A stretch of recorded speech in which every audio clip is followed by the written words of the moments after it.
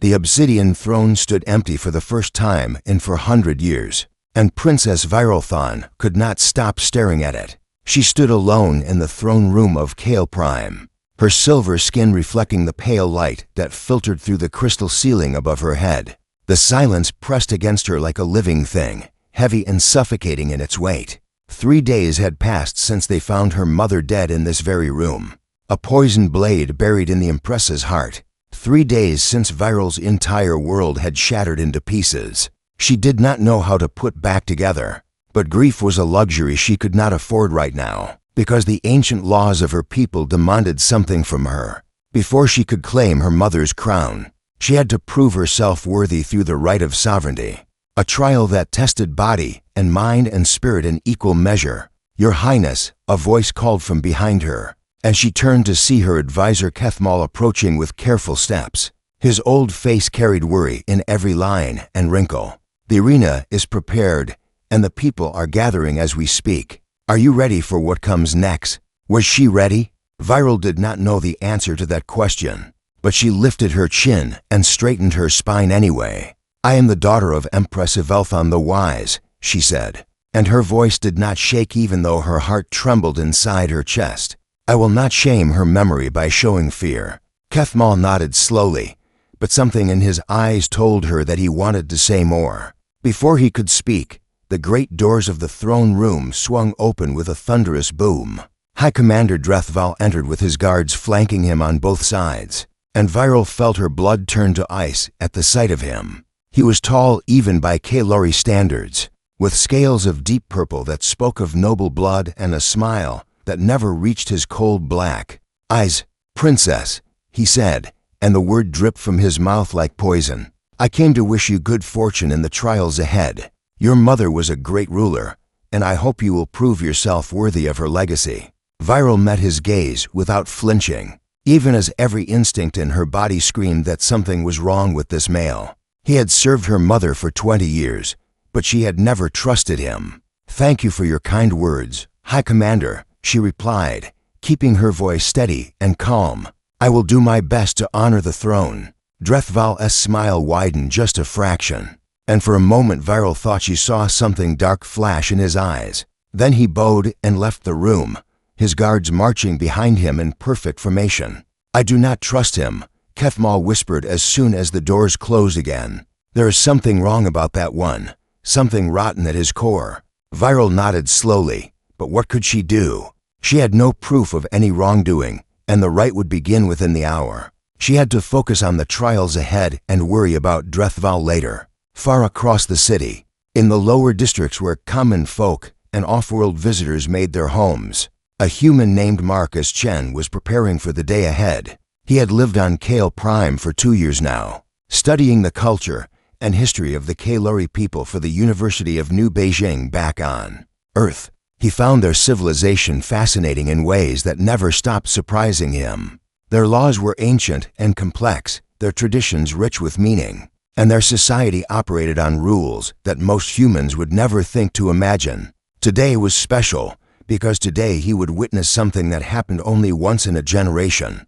A new ruler would be chosen through the right of sovereignty, and Marcus had managed to secure a seat in the great arena to watch. He pulled on his simple gray coat and checked his datapad one more time, making sure he had all his recording equipment ready. This was the chance of a lifetime for a xenoanthropologist like himself. The streets of Kale Prime were crowded with Kalori heading toward the arena, their silver and purple and blue scales glittering in the morning light. Marcus walked among them like a small fish swimming through a sea of giants.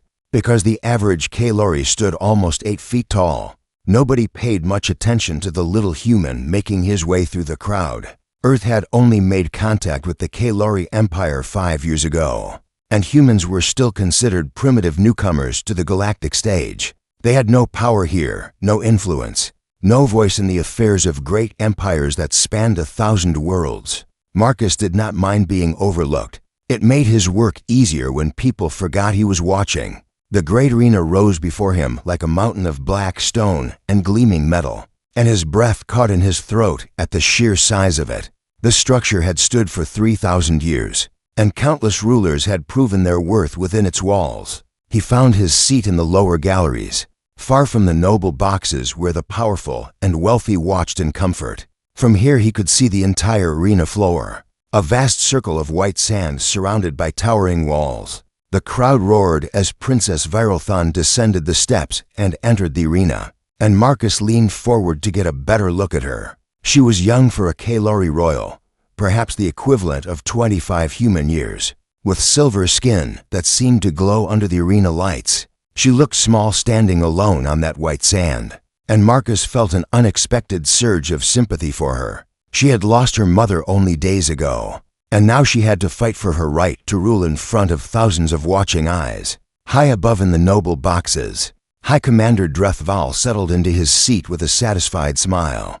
Everything was going according to plan. The Council of Arbiters had been bribed with gold and threats, and the trials had been designed to ensure that the princess would fail. When she did, he would invoke an ancient loophole and claim the throne for himself. He had waited 20 years for this moment, and nothing would stop him now. The crowd fell silent as the chief arbiter rose to announce the first trial, and Viralthon lifted her chin to face whatever challenge awaited her. She did not know that the game had been rigged against her from the very beginning. She did not know that her enemy sat smiling in the stands above, and she did not know that her only hope would come from the most unlikely source imaginable.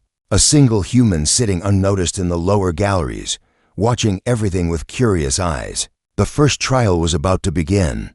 The chief arbiter's voice echoed across the arena like thunder rolling through a storm. The first trial of the right of sovereignty shall be a test of tactical command, he announced, and massive holographic displays flickered to life above the arena floor. The candidate must prove her ability to lead armies and win wars.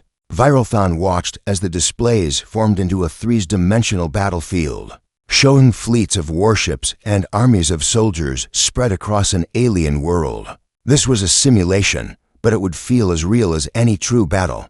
The scenario is the Siege of Krathmar, the arbiter continued, and Viral felt her heart sink at those words. The candidate must achieve victory within 30 minutes, or the trial is failed. The Siege of Krathmar was legendary among Kalori military scholars, because it was considered an impossible scenario. The defending forces were outnumbered 10-1, with no hope of reinforcement and no route of escape. Only one commander in history had ever won this battle, and he had been called the greatest tactical genius of his age. But Viral was the daughter of an empress, and she had studied warfare since she was old enough to hold a blade. She would not give up before she even tried. She stepped onto the command platform and placed her hands on the control interface, feeling the simulation connect to her mind through the neural link. Suddenly she could see everything as if she were floating above the battlefield itself. Her forces were scattered and weak, facing an enemy that was strong and organized and ready to crush her without mercy. She had to think fast.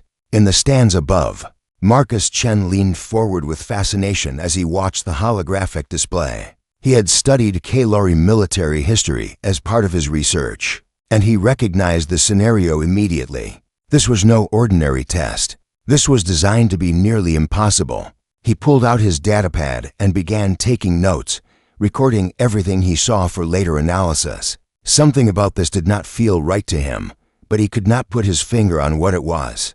Viral moved her forces with precision and speed, ordering her flagship to draw the enemy's attention, while her smaller vessels flanked from both sides. It was a classic pincer movement, and for a moment it seemed like it might work.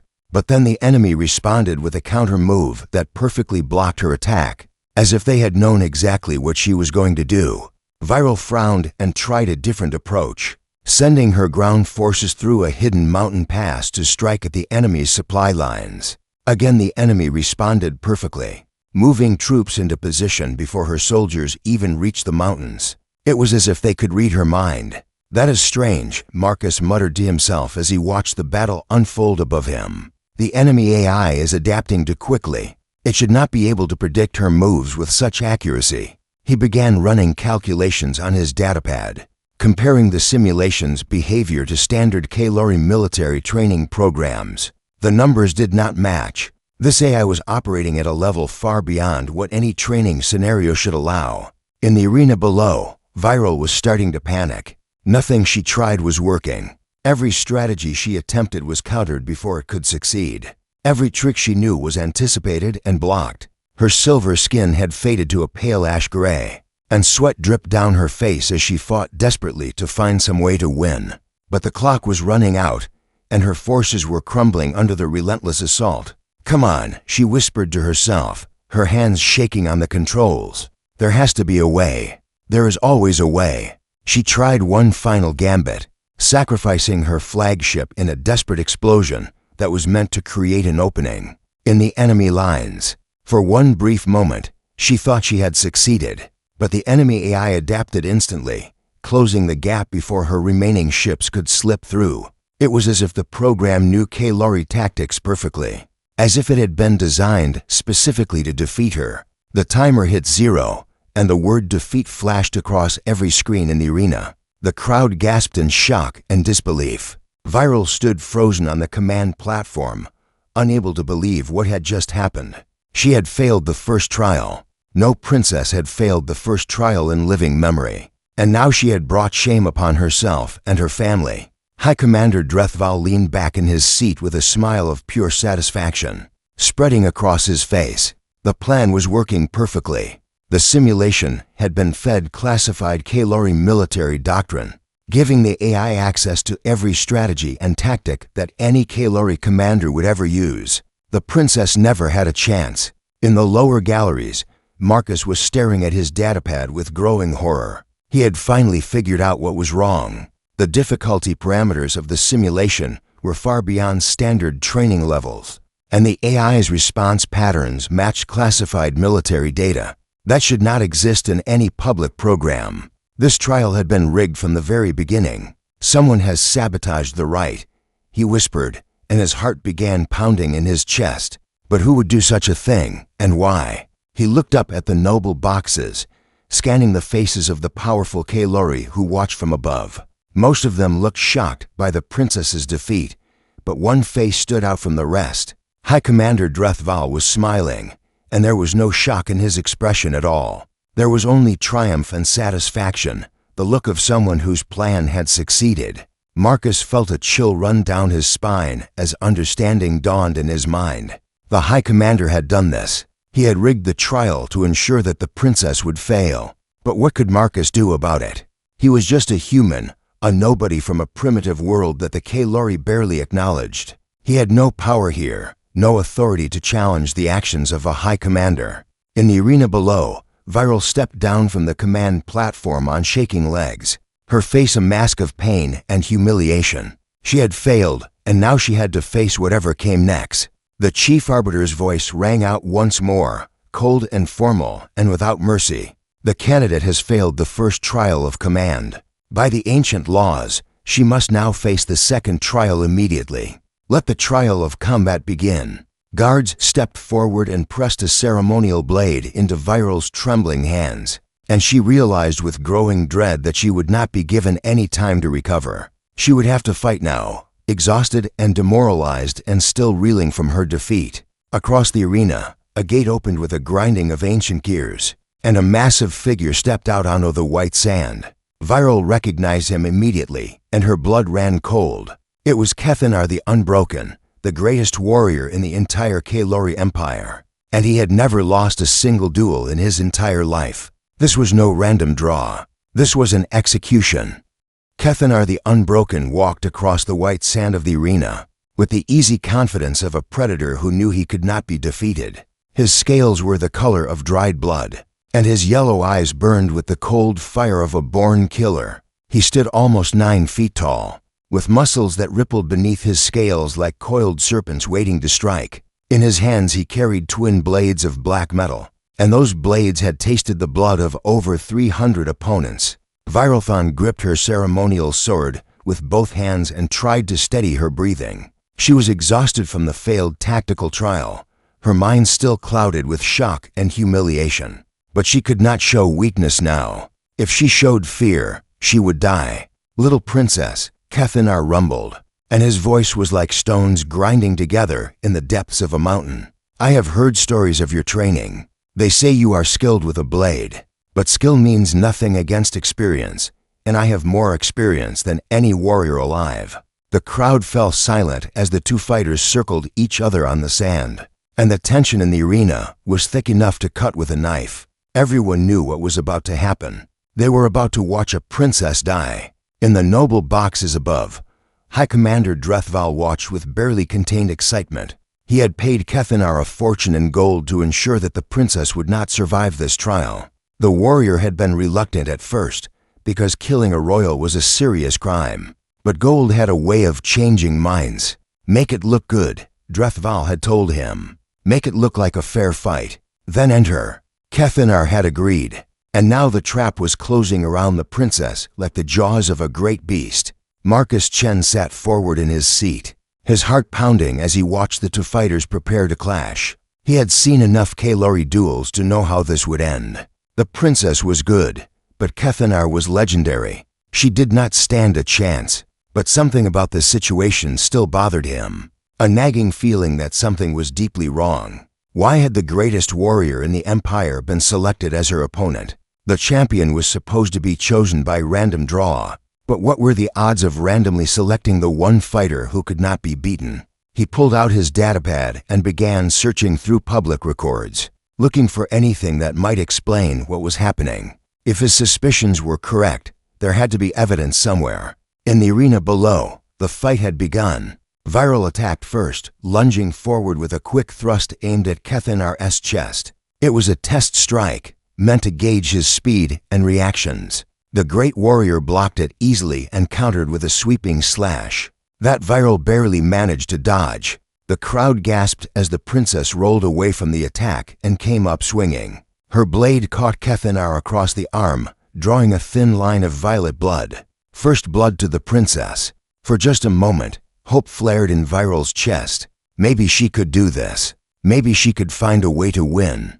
But Kethanar just smiled, and his yellow eyes gleamed with amusement. He had been holding back, testing her just as she had tested him. Now it was time to show her what a true warrior could do. He attacked with blinding speed, his twin blades spinning in patterns that Viral could barely follow. She blocked the first strike and dodged the second, but the third caught her across the shoulder and sent silver blood splashing onto the white sand. Pain exploded through her body, but she forced herself to keep moving. If she stopped, if she hesitated for even a moment, she would die. Kethanar pressed his advantage, driving her back across the arena with a relentless assault that left no room for counterattack. His blades found her again and again, opening cuts on her arms and legs and sides. She was bleeding from a dozen wounds now, and her vision was starting to blur from pain and exhaustion. "You fight well for a child," Kethanar said, and there was something like respect in his voice.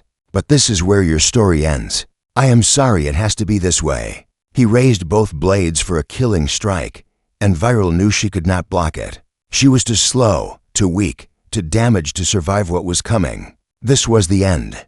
In the stands, Marcus had found what he was looking for. His datapad displayed a record of financial transactions, showing a massive payment from an anonymous source to an account belonging to Kethanar the Unbroken.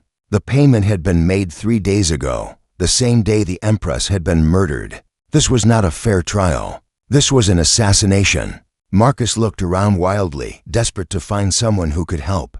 But he was surrounded by Kael'ori who towered over him, and none of them would listen to a primitive human with accusations against their greatest warrior. In the arena, time seemed to slow as Kethanar's blades descended toward Viral's exposed neck. She was on her knees now, too exhausted to stand, too wounded to fight. She lifted her chin and met her death with open eyes, refusing to look away. If she was going to die, she would die with dignity. But in that moment, something changed in Marcus Chen. He thought about all the history he had studied, all the ancient laws and traditions he had learned during his 2 years on Kale Prime, and suddenly he remembered something important. There was a law, an ancient right that had not been invoked in over 800 years. It was called the Right of Krethavalo, and it allowed any witness to halt the right if they possessed evidence of corruption. The law did not specify that the witness had to be Kael'ori. It just said any witness. Marcus stood up from his seat, his heart pounding so hard he thought it might burst from his chest. He was terrified, but he could not sit here and watch an innocent woman die. He was human, and humans did not give up without a fight. He filled his lungs with air and shouted at the top of his voice, putting every ounce of strength he had into the words, "I invoke the right of Krethevalo." His voice echoed across the arena like a thunderclap, and everything stopped. Kethanar froze with his blades inches from Viral's throat, and the crowd fell into shocked silence. Every eye in the arena turned toward the lower galleries, where a small and fragile-looking human stood with his hand raised and fire burning in his eyes. The game had just changed. The silence that followed Marcus Chen's words was so complete that he could hear his own heartbeat thundering in his ears. Thousands of Kalori stared at him with expressions of shock and disbelief, and he suddenly felt very small and very alone. High Commander Drethval rose from his seat in the noble boxes, and his face twisted with fury as he pointed down at the human in the lower galleries. "What did you just say, creature?" he demanded, and his voice cracked like a whip across the arena. Marcus forced himself to stand tall, even though every instinct in his body was screaming at him to run and hide. He was a scholar, not a warrior, and he had never been so frightened in his entire life. But he thought of the princess kneeling on the sand below, bleeding and broken, but still defiant, and he found the courage to speak. "I said I invoked the right of Krethevalo," he repeated, and his voice was steadier now. Article 7 of the old laws. Any observer may halt the right of sovereignty if they possess evidence of corruption, and they may demand that the accused answer before the arena itself. Whispers erupted throughout the crowd like wildfire spreading through dry grass. The Council of Arbiters exchanged panicked glances, and several of them had gone pale with fear. Krethevalo was an ancient rite that most Kalori had forgotten even existed, but it was still law. "This is absurd," Drethval snarled, descending from the noble boxes with his guards rushing to keep up. "You are human, a primitive creature from a primitive world. You have no standing here, no right to interrupt the sacred rite." "The law does not specify species," Marcus replied, and he pulled out his datapad with shaking hands. "I have studied your laws for 2 years, High Commander. I know them better than most of your own people. The right of Krethevalo says any witness may invoke it, and I am a witness who has observed corruption in this rite." The chief arbiter stepped forward, his old face troubled and uncertain. He looked back and forth between the furious High Commander and the determined human, clearly unsure what to do. "The human speaks truth about the law," he said slowly. "If he has evidence of corruption, we are bound by ancient tradition to hear him. Then let him present his so-called evidence," Drethval sneered, "so that we may expose him as a liar and punish him for his interference." Marcus nodded and connected his datapad to the arena's display systems. Within seconds, holographic images appeared in the air above the arena floor, showing the data he had gathered. "First," he said, pointing to the tactical simulation records, "the scenario the princess faced was not a standard training program. It was modified to include classified Kalori military doctrine, giving the AI access to every strategy and tactic that any Kalori commander would use. The difficulty was set to a level that made victory mathematically impossible." Gasps rippled through the crowd, and the arbiters began whispering urgently among themselves. "Second," Marcus continued, switching to the financial records, "the champion selection was not random. 3 days ago, a massive payment was made to an account belonging to Kethanar the Unbroken. The payment came from an anonymous source, but the timing is impossible to ignore." Kethanar looked up at the display showing his financial records, and his yellow eyes went wide with shock. He had not expected anyone to find that payment. He slowly lowered his blades and stepped back from the bleeding princess, his expression shifting from killer to uncertain. "This proves nothing," Drethval shouted, but his voice had lost some of its confidence. "These could be fabricated records, created by this human to discredit our sacred traditions." "Then explain something else," Marcus said, and he turned to face the High Commander directly. "Explain why the simulation was modified with classified military data that only someone with the highest clearance could access. Explain why the payment to Kethanar was made on the same day the Empress was murdered. Explain why every element of this rite has been designed to ensure the princess would fail." The crowd roared with anger and confusion, and guards began moving through the stands to maintain order. This was unprecedented. Never in living memory had anyone challenged the integrity of the right of sovereignty. On the arena floor, Viralthon slowly rose to her feet, silver blood dripping from her many wounds. She stared up at the human in the lower galleries with an expression of wonder and disbelief. This creature, the small and fragile being from a primitive world, had risked everything to save her life. "The human has presented evidence," she called out, and her voice carried across the arena despite her weakness. "By the ancient laws, the accused must answer. High Commander Drethval, explain yourself." Drethval's face contorted with rage, and in that moment his mask of civility finally cracked. He had come too close to victory to be stopped now, especially by a worthless human and a half-dead princess. "Enough of this farce," he snarled, drawing his ceremonial blade. "I have waited 20 years for this moment. I killed your mother with my own hands, and I will not be denied my prize by the testimony of a primitive ape."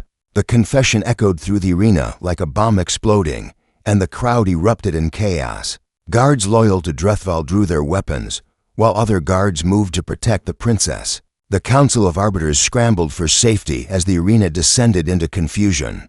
Drethval pointed his blade at Marcus, and his eyes burned with murderous intent. "Kill the human," he ordered his guards. "Kill the princess. I will take the throne by force if I must." Two guards began climbing toward the lower galleries where Marcus stood frozen in terror. He had expected many outcomes when he invoked the ancient law, but he had not expected this. He was going to die. But then a voice rang out across the arena, strong and clear and filled with fury, nitrogen monoxide. Viralthon launched herself across the sand, ignoring her wounds and her exhaustion. She moved faster than should have been possible for someone so badly injured. Driven by pure rage and determination, she reached the guards before they could reach Marcus, and her blade sang through the air. The first guard fell with a cry of pain, and the second backed away in fear. The princess stood between them and the human, her silver blood mixing with the violet blood of her enemy on the white sand. "You want the throne?" she shouted at Drethval, and her voice was ice and fire combined. "Then face me yourself, traitor. Not a rigged simulation, not a bought champion, but me." Drethval smiled, and it was the smile of a predator who has finally cornered his prey. "So be it, little princess," he said, descending onto the arena floor. "I will enjoy this." The true battle was about to begin. High Commander Drethval and Princess Viralthon circled each other on the blood-stained sand, and the entire arena held its breath. This was no longer a trial or a ceremony, but a fight for the very soul of the Kalori Empire. Drethval moved first, attacking with the speed and power of a warrior who had spent decades perfecting his craft. His blade sliced through the air in deadly arcs, and Viral barely managed to block the first strike. She was wounded and exhausted, her body covered in cuts from her fight with Kethanar. But something had changed inside her. The fear and despair that had weighed her down were gone, burned away by the fire of righteous fury. This creature had murdered her mother. This monster had tried to steal her birthright through lies and treachery. She would make him pay for every crime, even if it cost her life. Their blades met with a crash of metal that echoed across the arena, and sparks flew as the two fighters clashed again and again. Drethval was stronger and faster, but Viral was fighting with a purpose that went beyond mere survival. In the lower galleries, Marcus Chen watched with his heart in his throat. He had done everything he could, and now the princess's fate was in her own hands. All around him, Kalori spectators shouted encouragement to their princess, their earlier shock replaced by passionate support. "This is what the right was meant to be," someone near Marcus shouted. "A true test of the sovereign's worth." Drethval pressed his advantage, driving Viral back across the sand with a series of powerful blows. He was trying to end the fight quickly, knowing that time was not on his side. His confession had turned the crowd against him, and if he did not kill the princess soon, her supporters would overwhelm his guards. But Viral refused to fall. Every time he knocked her back, she came forward again. Every time he thought he had found an opening, she closed it with desperate skill. "Why do you keep fighting?" Drethval demanded, frustration creeping into his voice. "You are half dead already. You cannot hope to defeat me." "I am the daughter of Empress Evelthon the Wise," Viral replied, and her voice was steady despite her wounds. "I am the rightful heir to the Obsidian throne, and I will not yield to a murderer and a traitor." She launched her own attack, moving with a speed that surprised even herself. Her blade found Drethval's arm and opened a deep cut that sent violet blood spraying across the sand. The High Commander stumbled back, shock written across his face. "Impossible," he gasped. "You should not be able to move like that. You should be dead by now." But Viral just kept coming, pressing her advantage with everything she had left. She thought of her mother, lying cold and dead in the throne room. She thought of Marcus Chen, the strange little human who had risked his life to save hers. She thought of her people, watching from the stands with hope in their eyes. She would not let any of them down. The duel lasted for 7 brutal minutes, and the crowd watched in awe as the wounded princess drove the High Commander back step by step. Drethval was still stronger, still faster, but Viral had something he lacked. She had the fury of the righteous, the strength that comes from fighting for something greater than yourself. Finally, Drethval made a mistake. He overextended on a thrust, leaving his side exposed for just a fraction of a second.